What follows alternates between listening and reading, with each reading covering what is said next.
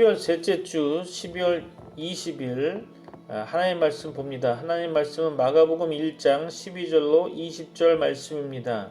오늘의 제목은 예수님의 공생의 시작이라는 제목을 가지고 하나님의 말씀을 나누려고 합니다. 오늘도 하나님의 은혜와 복이 여러분과 함께하기를 소망합니다. 오늘 본문의 말씀 한번 다 같이 읽어보겠습니다. 성령이 곧 예수를 광야로 몰아내신지라 광야에서 40일을 계시면서 사탄에게 시험을 받으시며 들짐승과 함께 계시니 천사들이 수종들더라. 요한이 잡힌 후 예수께서 갈릴리에 오셔서 하나님의 복음을 전파하여 이르시되 때가 찼고 하나님의 나라가 가까이 왔으니 회개하고 복음을 믿으라 하시더라. 갈릴리 해변으로 지나가시다가 시몬과 그 형제 안드레가 바다에 금을 던지는 것을 보시니 그들은 어부라. 예수께서 이르시되 나를 따라오라. 내가 너희로 사람을 낚는 어부가 되게 하리라 하시니 곧 그물을 버려두고 따르니라. 조금 더 가시다가 세베대의 아들 야고보와 그 형제 요한을 보시니 그들도 배에 있어 그물을 깁는데 곧 부르시니 그 아버지 세베대를 품꾼들과 함께 배에 버려두고 예수를 따라가니라. 저자 마가에 대해 좀 한번 살펴보려고 합니다. 그 이름은 큰 망치라는 의미도 갖고 있고 또 다른 의미로는 여호와는 은혜로우시다라는 뜻을 가지고 있습니다. 히브리식 본명은 요한이라고 이야기하고요. 마가라는 이름은 로마식 이름입니다. 그래서 독자들의 이해를 돕기 위해서 사도행전 12장에서는 마가라 하는 요한이라고 표현하기도 했습니다. 바나바의 조카였고요. 마리아의 아들이었습니다. 예루살렘 출신의 레위 지파 사람으로 바울과 바나바 간의 충돌의 빌미를 제공했던 인물이기도 했습니다. 전승에 의하면 그가 70인 제자 중 한 사람이었다고도 합니다. 마가의 일대기를 한번 살펴보면 그의 집이 초대 예루살렘 교회당으로 사용되었습니다. 마가다락방은 예수께서 최후의 만찬을 하셨던 곳이자 오순절 교회가 탄생한 장소였습니다. 그는 어려서부터 신실한 신앙 가운데 성장한 것으로 보여집니다. 예수님께서 잡히시던 날 밤에 벗은 몸으로 도망친 인물과 동일인으로 추정하고 있습니다. 사도 바울의 1차 선교 여행 때 삼촌 바나바와 함께 동행하였으나 도중에 귀향하고 맙니다. 바울의 2차 선교 여행 때는 마가의 동행 여부를 놓고 바울과 바나바가 심하게 다투어 서로 결별하는 원인을 제공하기도 하죠. 그 후 바나바와 함께 구브로 섬으로 건너가 사역하였다고 사도행전 15장은 기록하고 있습니다. 10여 년 후 로마 옥중에 있는 바울을 돕고 좋은 협력자가 되기도 합니다.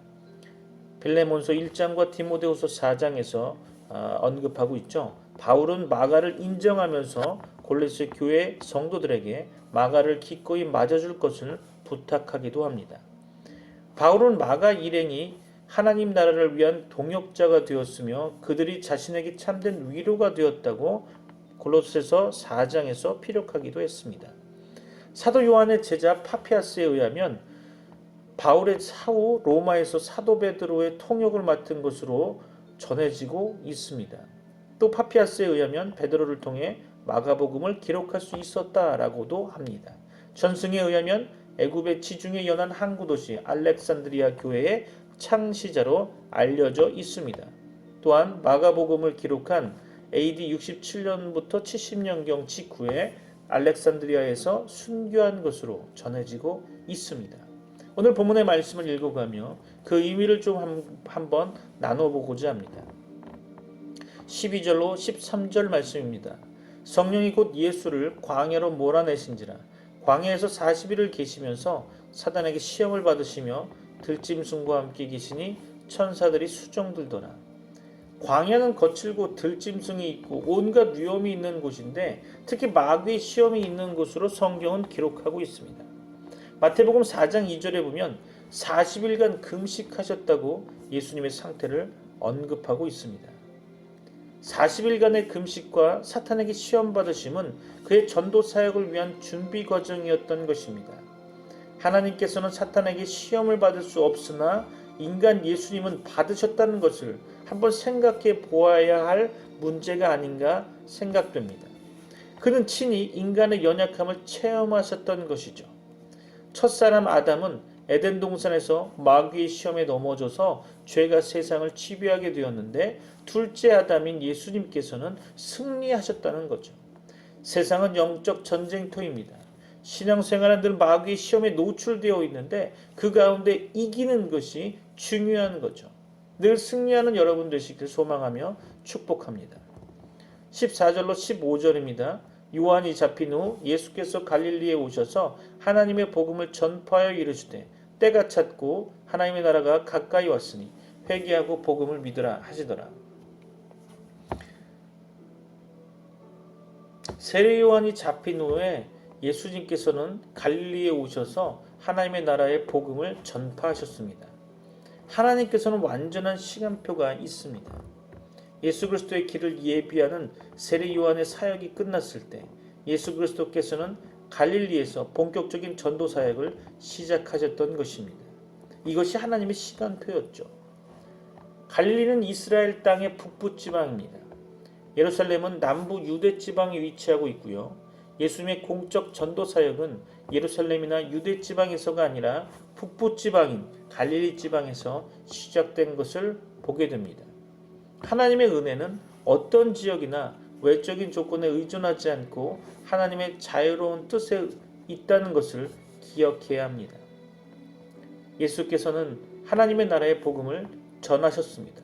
하나님의 나라는 복음의 내용을 가리킵니다. 죄인들은 그 복음을 통해 하나님의 나라에 들어가는 것입니다. 예수님께서는 때가 찼고 하나님 나라가 가까웠으니 회개하고 복음을 믿으라 라고 전파하셨던 것입니다. 모든 일은 때가 있는 것입니다. 하나님께서는 모든 일을 작정하고 계십니다. 하나님의 작정하신 때가 찼다는 것을 마가는 나타내고 있는 것입니다. 그때는 다니엘이 예언한 바와 같이 하나님의 나라가 세워지는 때입니다. 다니엘서 2장 44절에 이 열왕의 때에 하늘의 하나님이 한 나라를 세우시리니 이것은 영원히 망하지도 아니할 것이요 그 국권이 다른 백성에게로 돌아가지도 아니할 것이요 도리어 이 모든 나라를 쳐서 멸하고 영원히 살 것이라. 이 나라는 예수 그리스도의 오심으로 시작되었던 것입니다. 그것이 신약교회입니다. 그 나라는 예수 그리스도의 재림으로 완성될 것입니다. 주께서는 회개하고 복음을 믿으라 라고 전파하셨습니다. 회개하고 복음을 믿는 것이 중요한 것입니다. 그것이 메시지의 핵심입니다. 회개는 죄를 깨닫고 죄를 버리고 돌이키는 것입니다. 당시의 사람들과 우리들은 십계명을 어긴 죄를 먼저 회개해야 할 것입니다. 그것은 하나님을 섬기지 않은 죄와 온갖 부도덕의 죄, 즉 불효, 살인, 간음, 도둑질, 거짓말 등을 가리키는 것입니다. 복음은 예수 그리스도의 소식을 가리키며 그 내용은 예수 그리스도의 대속과 칭의와 영생입니다. 고린도전서 1장 22절로 23절 볼까요? 유대인은 표적을 구하고 헬라인은 지혜를 찾으나 우리는 십자가에 못 박힌 그리스도를 전하니 유대인에게는 거리끼는 것이요 이방인에게는 미련한 것이로되. 로마서 3장 23절로 24절 말씀 볼까요? 모든 사람이 죄를 범하였음에 하나님의 영광에 이르지 못하더니 그리스도 예수 안에는 속량으로 말미암아 하나님의 은혜로 값없이 의롭다 하심을 얻은 자 되었느니라. 로마서 6장 23절을 볼까요? 죄의 삭은 사망이요 하나님의 은사는 그리스도 예수 우리 주 안에 있는 영생이니라.